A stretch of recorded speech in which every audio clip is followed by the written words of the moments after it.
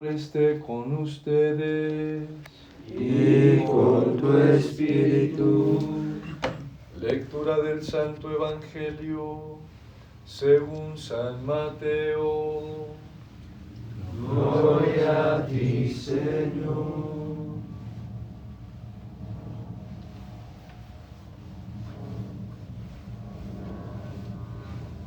En aquel tiempo se acercó a Jesús la madre de los hijos de Zebedeo, junto con ellos, y se postró para hacerle una petición. Él le preguntó: ¿qué deseas?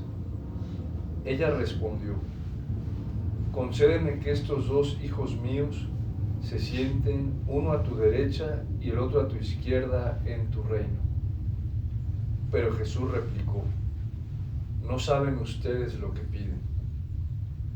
¿Podrán beber el cáliz que yo he de beber? Ellos contestaron: sí podemos. Y él les dijo: beberán mi cáliz, pero eso de sentarse a mi derecha o a mi izquierda no me toca a mí concederlo, es para quien mi Padre lo tiene reservado. Al oír aquello, los otros 10 discípulos se indignaron contra los dos hermanos. Pero Jesús los llamó y les dijo: ya saben que los jefes de los pueblos los tiranizan y que los grandes los oprimen. Que no sea así entre ustedes. El que quiera ser grande entre ustedes, que sea el que lo sirva.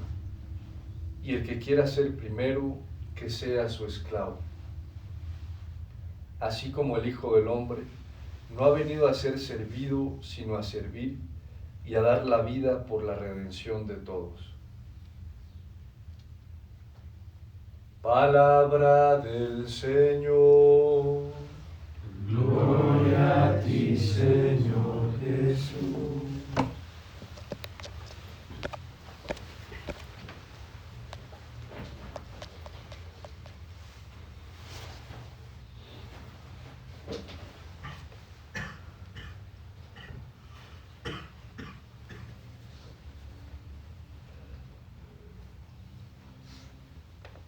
Hay varias sentencias en este Evangelio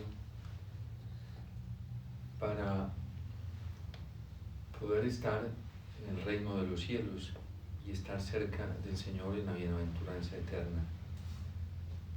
La primera es que hay que beber el cáliz que Él bebió, el cáliz de la pasión, el cáliz del sufrimiento, el cáliz de la persecución, el cáliz de la desaprobación en este mundo, el cáliz de la persecución en todo su sentido, lo que significa ser fiel al Señor en la vida cristiana.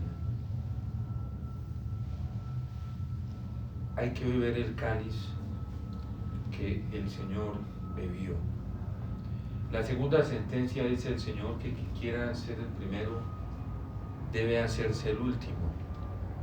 Y claramente nos lo explica San Pablo en la carta a los Filipenses, cómo es hacerse el último. Y nos pone el ejemplo de Cristo, teniendo los mismos sentimientos de Cristo Jesús, el cual, siendo de condición divina, no hizo alarde de su categoría de Dios. Es decir, Cristo, el Verbo eterno, la segunda persona de la Trinidad, siendo un príncipe, siendo un rey, lleno de autoridad y de potestad divina,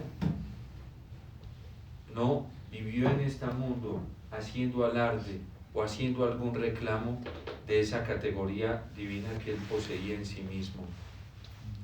¿Qué reclamó para sí? El Señor no reclamó nada para sí. Vivió como un auténtico esclavo. Se rebajó hasta la muerte, y una muerte de cruz. Y nos enseña en realidad cómo es el camino de hacerse el último. Es que nadie a Cristo lo va a poder superar en abnegación. Nadie a Cristo va a ser capaz de superarlo en abajamiento. Nadie. Tanto que cuando Pedro, en la última cena, cuando a Pedro el Señor se le acerca a lavarle los pies, Pedro se resiste y no quiere permitir que el Señor le lave los pies. ¿Cómo tú lavarme los pies a mí? Porque en realidad Pedro sabe que en Cristo está esa condición real y que es el Mesías. Tú lavarme los pies a mí. Pero a lo mejor también para Pedro es difícil, porque todo lo que está haciendo su maestro ahora lo debe hacer él. Tirarse hasta el piso, lavar los pies, postrarse de la manera que se está postrando, hacerse un tapete para que los demás lo pisen, para que los demás lo vuelvan nada, para que los demás lo humillen, para que los demás lo maltraten, para que los demás se aprovechen de su bondad, de su mansedumbre, de su amor. Eso hizo Cristo. Y eso significa hacerse el último. Y si nosotros queremos ser verdaderos cristianos, si nosotros verdaderamente queremos seguir al Señor, pues tenemos que ir hasta allá. El cual, siendo Dios, no hizo alarde de su categoría de Dios, sino que se anonadó a sí mismo. En la vida cristiana ya no puede haber tiempo, espacio para buscarnos a nosotros mismos. Ya no puede haber tiempo para nuestro egoísmo. Ya no puede haber tiempo para nuestra soberbia. Yo me acuerdo, al inicio de pandemia, me llamó un día la madrecita Alicia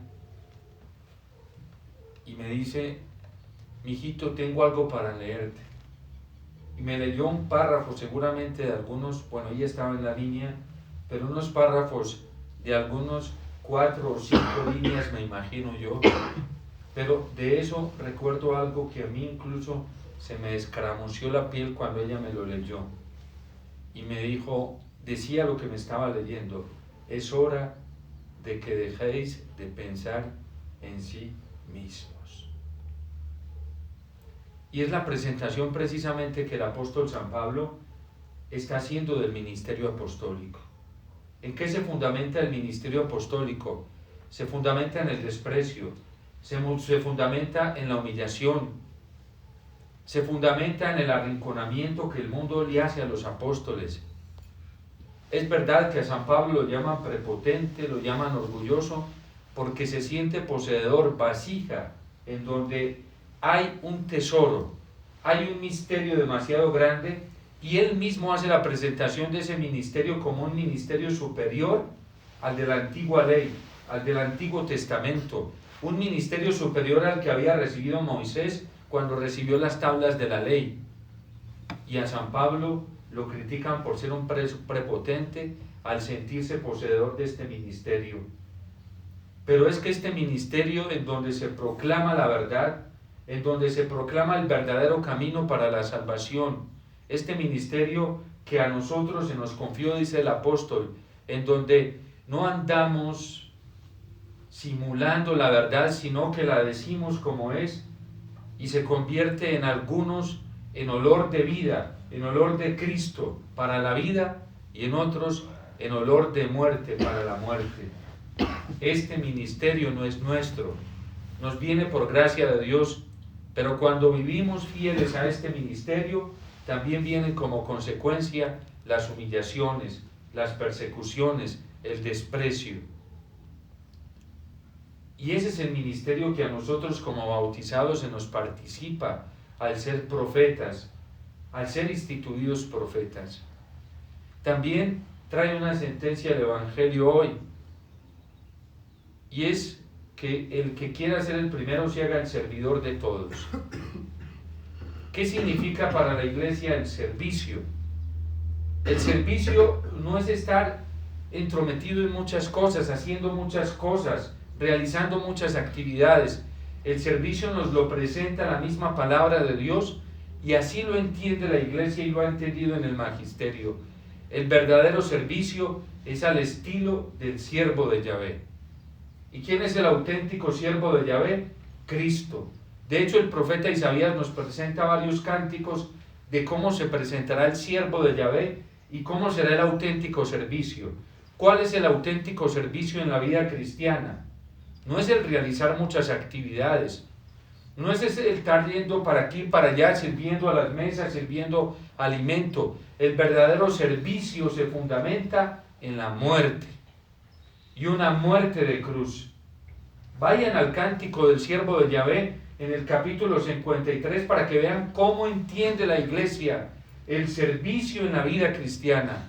El servicio en la vida cristiana se elabora muriendo como Cristo murió, asumiendo la reparación, no solamente de nuestras faltas, sino como miembros de un cuerpo místico, tenemos que hacernos solidarios por la falta que cometen otros y que no reparan, y nosotros también debemos reparar por esas faltas, porque a veces el egoísmo nos gana la batalla en la vida cristiana y creemos que es una salvación individual, y nuestra salvación no es individual. A nosotros nos debe afectar la ceguera de tantos hoy en el mundo que se están perdiendo y van camino a la condenación. Y si ellos no ven para reparar por sus propias faltas, pues nosotros tenemos que hacernos solidarios, servidores de ellos y comenzar a reparar por las faltas de ellos, con ayunos, con penitencias, con sacrificios, con la vida sacramental en la Eucaristía. El egoísmo no nos puede ganar la batalla, y el auténtico amor al prójimo se manifiesta allí en ese servicio de reparación. La Virgen se lo enseñó a los pastorcitos en Fátima. Ofrezcan todos los sacrificios y díganle a Jesús que es por los pobres pecadores. Cuando ellos tienen la visión del infierno, la Virgen les dice: la condenación de las almas se puede detener ofreciendo sacrificios, ofreciendo penitencias por ellos. Y nosotros podemos contribuir a ello. Es que no solamente nosotros no podemos pensar en nosotros mismos y en nuestra salvación. La vida cristiana no es individual. Y la mejor forma de vivir la vida fraterna, la mejor forma de construir unidad, está precisamente en reparar el daño más letal que divide, y es reparar el pecado. Por eso nosotros no podemos quedarnos ensimismados. La gran enfermedad de este tiempo es tanto ensimismamiento, tanto egoísmo. Eso enferma a cualquiera, destruye a cualquiera. Nosotros tenemos que salir de nosotros mismos. No podemos quedarnos como el caracol, metidos en nosotros mismos, ensimismados en nosotros mismos, pensando solamente en nosotros mismos, cuando el destino de tantas almas, el destino eterno de tantas personas hoy está en peligro. El verdadero servicio se realiza muriendo a nosotros mismos, saliendo de nosotros mismos, negándonos a nosotros mismos, venciéndonos a nosotros mismos con la gracia del Señor. Ese es el cáliz que el Señor pide que bebamos, y es el cáliz que nosotros debemos beber. Hay muchas almas que hoy están en peligro de condenación eterna. Muchas, no una ni dos, muchísimas. ¿Y qué vamos a hacer nosotros? Al Señor le duelen esas almas. A la Virgen le duelen esas almas. El corazón de la Virgen, como se lo presentó a Sor Lucía, la pastorcita de Fátima, está rodeado de espinas. Ve de este corazón que tanto sufre, este corazón que está traspasado por las espinas del pecado, de la ceguera de tantos hombres y mujeres. O como le decía el Señor también a Santa Margarita María de Alacoque, este corazón que tanto ha amado a los hombres y que tantos desprecios recibe. ¿Qué espera de nosotros? Que seamos ministros de verdad, que seamos ministros de servicio, que seamos ministros reparadores. No hay tiempo para pensar en nosotros mismos. Nos morimos y le haremos un daño muy grande al corazón de Cristo y al corazón de la Virgen. Y el Señor no merece sufrir más. Demasiado ha sufrido el Señor. Ha pagado un precio muy alto por nosotros. Ha pagado un precio muy alto por nuestras almas. ¿Por qué no solidarizarnos con el dolor de Cristo? Entonces, aquí la importancia no es si nos sientan a la derecha o a la izquierda del Señor. Aquí la importancia es compartir el mismo dolor que Cristo está viviendo. Y es un dolor que cada vez se hace más agudo, porque las almas se están condenando.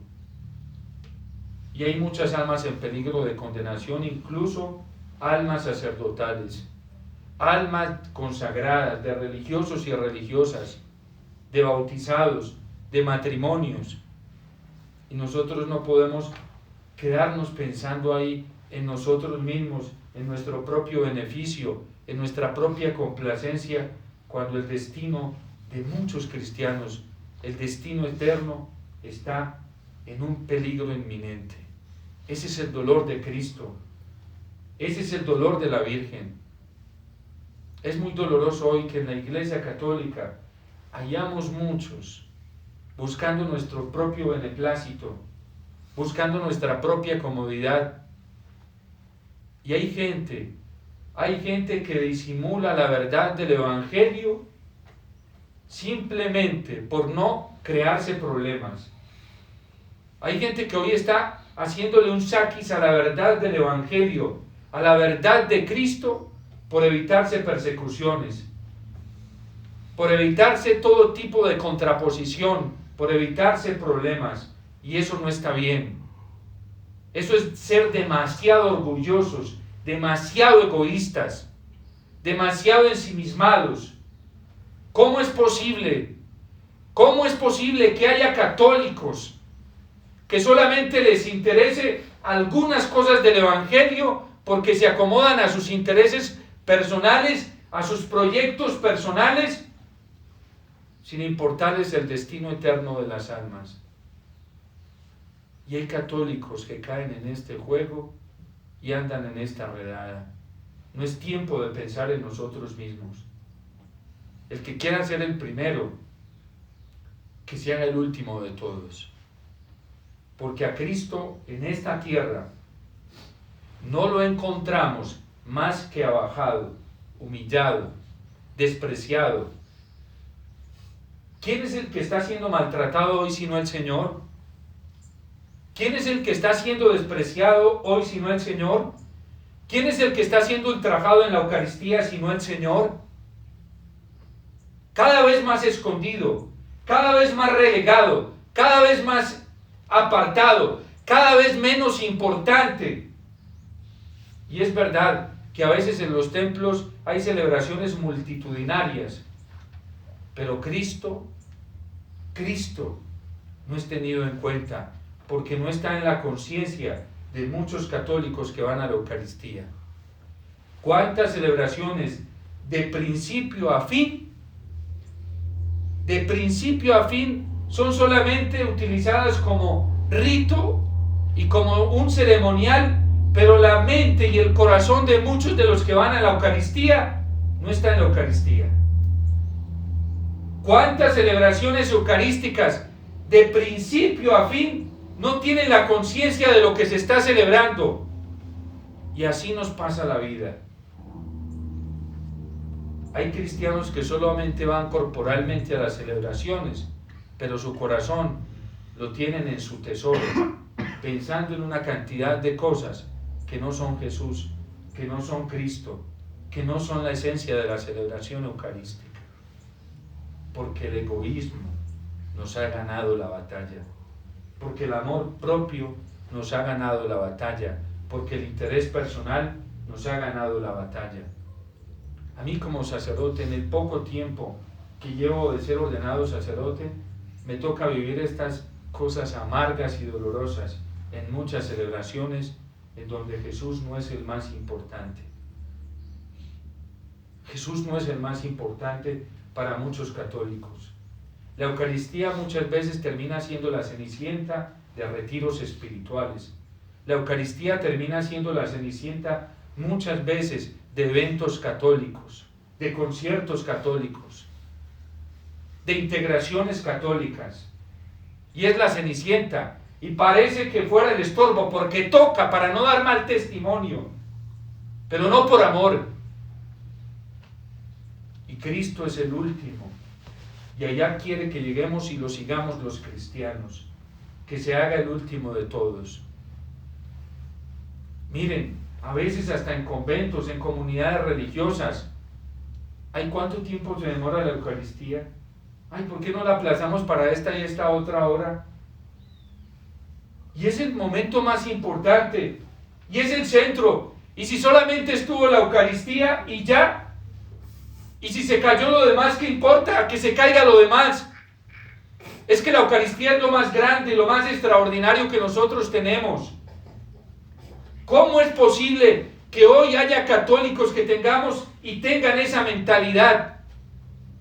¿Cómo es posible que haya católicos que hablen de la Virgen, que hablen de la Eucaristía, que prediquen de los sacramentos, que prediquen de la adoración eucarística? ¿Y saben qué? No les importa muchas veces si dejaron de ir a misa un domingo. No les importa. Porque hoy hay mucho demagogo y tenemos que cuidarnos de toda esta gente que son buenos para aconsejar, grandes maestros para la consejería espiritual, maestros, unos grandes teólogos de la Eucaristía, magíster en Eucaristía, doctorado, honoris causa en Eucaristía, pero a la hora de vivirla mantienen su mente y su corazón aislados de Jesús Eucaristía. Es doloroso ver lo que hemos hecho a lo largo. Esta pandemia nos ha dejado ver todo esto en torno a la Eucaristía. Y el que no se ha dado cuenta es porque está ciego y también está en un grave error. Y debería estarle pidiendo al Señor que le abra la vista, porque la vista solamente se abre a través de la conversión. Los católicos que no se dieron cuenta quién verdaderamente ama al Señor en esta pandemia es porque están en la misma ceguera, porque van para el mismo lado, porque se dirigen para el mismo abismo, para la misma oscuridad que están viviendo tantos hoy. Y ustedes se preguntarán, ¿por qué hoy hay familias? Porque fue el fruto que dejó esta pandemia. Familias que están más degradadas y dañadas, jóvenes más pervertidos, niños más afectados. ¿Por qué será? ¿Por qué será? Porque se dieron en el camino de la verdad, porque le quitaron puesto a Cristo, porque le quitaron importancia a Jesús Eucaristía. Y si no, sus hogares no estuvieran así, y cada uno está cosechando lo que ha sembrado. Ahora, para que nadie se venga a lamentar y a reclamar, cada uno recoge el fruto que sembró y que cosechó. Y si el fruto de muchos hogares hoy no es el mejor fruto, y no es un fruto selecto, deberían los papás estarse cuestionando qué es lo que han estado sembrando, qué es lo que han estado cultivando, cuál es el esfuerzo que han hecho para que sus hijos estén así. Porque cada uno cosecha, dice el apóstol San Pablo en la carta a los Corintios, lo que sembró. El que sembró corrupción, corrupción recogerá. El que sembró la gracia de Cristo y la vida de Cristo, eso recogerá. Todo el distanciamiento de nuestro corazón de Jesús Eucaristía se nota en el árbol y en los frutos. Porque cuando cedemos espacio de nuestro corazón para el mundo, también ocupa ese espacio el mal y el pecado, porque ya Cristo no está allí. Hoy los papás deberían estar muy cuestionados con sus hijos. Miren a sus hijos, ese es el termómetro de cómo están con Dios, de cómo están con la iglesia, de cómo están con la Eucaristía. Ese es su termómetro, papás. Porque a ustedes Dios les dio y los capacitó el día del matrimonio, los capacitó con una gracia suficiente para educar a sus hijos. Y muchas veces, ¿por qué pasan estas cosas? Porque nuestro corazón lo hemos tenido entretenido en otros tesoros. La gente no quiere reparar. Hay gente que encuentra al Señor ya al final de la vida y quieren que las cosas les cambien instantáneamente, en un pestañear de ojos. Y ya, Padre, y le estoy orando al Señor y el Señor nada que me ayuda, no me compra. No, es que tienes que reparar. Tienes que reparar. Nosotros vamos y deshacemos con nuestra libertad. Nos dejamos arrastrar de la tentación, caemos en el pecado y venimos y le pedimos perdón al Señor y ya listo, mañana al otro día todo tiene que ser nuevecito. Sí, es verdad que es nuevo porque el Señor perdonó el pecado, pero nadie quiere reparar. Y la confesión quita la pena eterna, pero la pena temporal no. Eso no funciona como en el bautismo. Nos toca reparar, por eso la iglesia concede indulgencias, por eso nos llama al ayuno, por eso la iglesia nos vive llamando a la oración, por eso nos llama a la penitencia, porque hay que reparar. Padre, es que si yo hubiera sabido que eso era así de tremendo, yo no lo hubiera cometido. Ah, tú no estás excluido de haber sabido que eso no lo podías hacer, porque hay algo que se llama la ley natural y ella golpea en el corazón de cada hombre y cada mujer, así no sea creyente. ¿Por qué quejarnos ahora? Deberíamos estar reparando tantas decisiones incorrectas que hemos tomado a lo largo de nuestra vida. ¿Y quién las repara? No queremos reparar, porque hasta allá nos lleva el orgullo y la soberbia, a no querer sufrir, a no querer vivir el cáliz, beber el cáliz que debemos beber. Hoy Dios nos da la maravillosa oportunidad de poder reparar. Entonces, no nos andemos escondiendo de la persecución. Hay sacerdotes que tienen más vocación de mártir que los mismos mártires, pero se le esconden a la persecución. A mí se me acercan a veces, no, es que hay que darlo todo por Cristo y tenemos que darlo todo por el Señor y es la hora de dar, y escondidos. Y a la hora que les toca hablar la verdad, se esconden. No, Padre Omar, es que hay que ser prudentes, ¿sí? Porque si no somos prudentes, nos persiguen. Y la iglesia es consciente de la persecución. La iglesia nunca le ha tenido miedo a la persecución. Eso solamente tienen vocación de fantasiosos, porque les gusta estar disimulando. ¿Qué hace el que disimula? Se viste de una cosa, pero por dentro es otra cosa. Se deja arrastrar del miedo y de la cobardía. Y quien se deja arrastrar del miedo y la cobardía, ese no es virtuoso, ese no es de Cristo. Ese solamente se busca a sí mismo. A ese solamente le importa su propio interés y no le importa el interés de Cristo. Y de esos hay muchos hoy, cobardes. Cobardes que se ponen la talla de cristianos, pero no tienen nada de cristianos. Miedosos, que se dejan llevar del miedo. Que uno tenga la tentación del miedo, todos la tenemos. Pero lo peor que le puede pasar a un cristiano es obedecerle al miedo y tomar decisiones por miedo. Y la cobardía no es premiada por el Señor. No es premiada. El tiempo que se nos viene, que es un tiempo fascinante y que deberíamos pedirlo con insistencia, con los santos del cielo, con los mártires, que le dicen al Señor, ¿hasta cuándo? ¿Hasta cuándo? El tiempo que se nos viene para la iglesia es fascinante.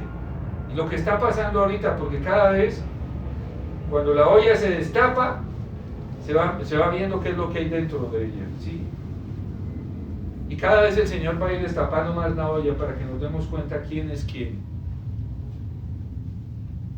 Entonces, pidámosle al Señor la gracia. Bueno, Él ya nos la dio, que nosotros verdaderamente seamos conscientes del llamado que recibimos a vivir en el último lugar, a ser unos auténticos servidores y ser conscientes de que la vida cristiana está permeada de eso. Y si queremos ser auténticos cristianos, no podemos aspirar a algo menos que la humillación, que el desprecio, que el maltrato, que la persecución. Quien esté aspirando a otra cosa está equivocado, muy equivocado. ¿Podéis beber el cáliz que yo he de beber? Sí podemos, de seguro que lo beberán. Eso es seguro que lo vamos a beber. Quien esté aspirando en la vida cristiana, ¿sí?, que le van a echar en el ataúd los grandes millones que ha conseguido, ¿sí?, la fama y el honor, los grandes reconocimientos hoy, en las redes sociales, los aplausos y las masas, pues que se olvide que está viviendo cristianamente, porque ¿saben cómo terminó nuestro Señor? Solo en un sepulcro. Solo allí quedó solo. A ver qué cristiano hoy está preparado para eso. Camino al Calvario, solo lo acompañaban unas cuantas mujeres y San Juan. De resto, todos se burlaban, los mismos que lo aplaudían cuando estaba entrando triunfante a Jerusalén y alzaban las palmas y levantaban los pañuelos y decían: Hosana el que viene, bendito el que viene en nombre del Señor, y lo alababan como rey, se estaban burlando de él mientras subía con la cruz a cuestas. Lo escupían y le gritaban injurias. A ver quién de nosotros está preparado para eso, porque eso es lo que nos toca. Y si no lo vivimos ahí, aquí, va a tocar en el purgatorio, que se ve que es más difícil allá. Porque sin pagar esa tarifa, sin pagar ese boleto, nadie podrá entrar al reino de los cielos. No porque yo lo diga, lo dice el Señor. Lo dice el Señor. Entonces, a ver, tan bueno que son estos tiempos, y tan buena que se va volviendo regia la prueba, tan bueno, porque es ahí donde el oro se conoce cuando es pasado por el fuego. Y lo que no es oro termina desaparecido. Se lo consume el fuego. Así que si no tenemos oro en nuestro corazón, a través de la oración y la mortificación, de una rectitud pura por el reino de los cielos, el fuego nos termina destruyendo, no purificando, sino destruyendo. Por eso cuando el oro lo tienen que pasar por altas temperaturas de fuego, para que desaparezcan todos los metales que no son oro. Entonces, si queremos entrar al cielo, preparémonos porque nos van a tallar más. Maravilloso, estupendo, porque solamente vamos a resistir con la gracia del Señor. Quien más pegado esté del Señor y quien más dependiente esté de Jesús su Eucaristía, ese es el que va a resistir.